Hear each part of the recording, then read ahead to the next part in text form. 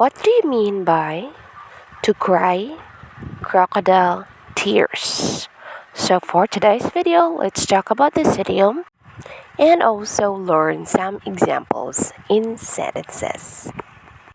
So when we say to cry crocodile tears, it means false or fake tears, which means someone is just pretending and it's not real, not genuine, or not true.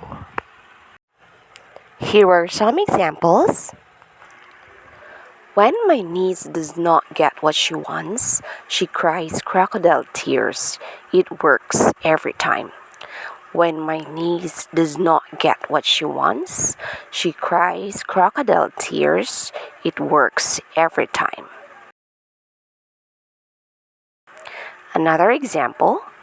Nobody believes your crocodile tears over your husband's death. We know you've only wanted for his wealth.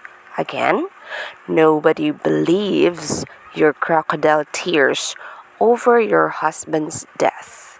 We know you've only wanted for his wealth.